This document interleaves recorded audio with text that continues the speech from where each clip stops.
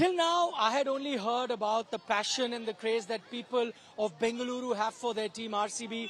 Today, I actually felt it. The entire city came to a standstill to celebrate their team winning a title after a long gap of 18 years. What I saw here was unprecedented. I've covered a few open bus parades when the Indian team won the 2007 T20 World Cup, 2011 World Cup, 2024 T20 World Cup. In terms of number of fans that turned up, an IPL victory of RCB winning was almost the same that I've seen for the Indian team for the longest time. So that sort of excitement, that sort of enthusiasm you saw for people in RCB. And as you have seen, the energy has not stopped. These guys have been screaming for the last 24 hours since the time the RCB team won. And this energy doesn't seem to come to an end.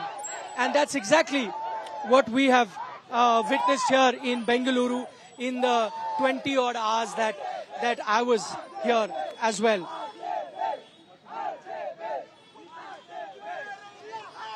So while the excitement was there on the streets, the ground reality was that there were far more many people that turned up that could have been accommodated. Some of them got a glimpse of their team at Vidhan Sabha when they met the Chief Minister.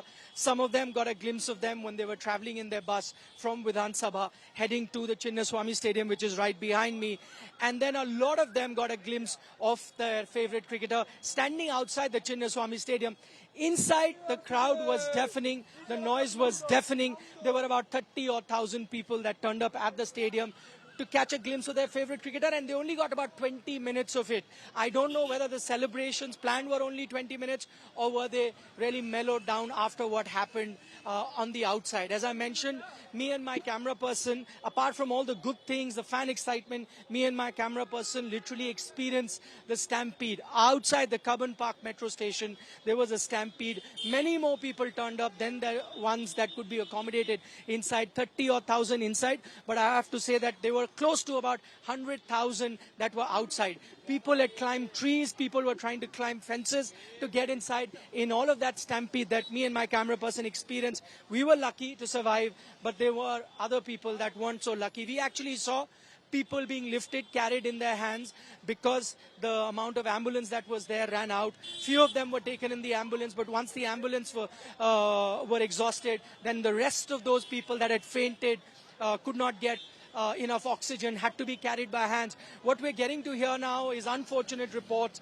The death toll is anywhere between 7 to 11 after the stampede that we witnessed right outside the stadium. That is something that the authorities could have looked at. It was a day to celebrate, but it has also turned out to be a day that has left a bit of a sour taste in the mouth of a lot of people here for Bangalore. But summing up what I experienced, it's a great experience. When Virat Kohli spoke, when he had the mic, he could not speak for close to 2 minutes because the crowd wouldn't stop screaming. When Rajat Patidar came out with his trophy, the crowds were, cheering him on. They cheered everyone, including the support staff. Quite honestly, I've seen fan following of a lot of IPL teams. What I witnessed here in Bengaluru is nowhere close. Something that I said at the start. I think what you achieve with the Indian team is far beyond IPL. Why just me? Virat Kohli also said that. But in terms of celebrations, fans, the enthusiasm that the fans showed, I think this is as much as we've seen for the Indian cricket team. For me, also, it's a learning to see how much IPL is now loved. A lot of people waited 18 years to experience this moment, and they're going to enjoy till later in the night. Nikhil Naz signing off from Bengaluru.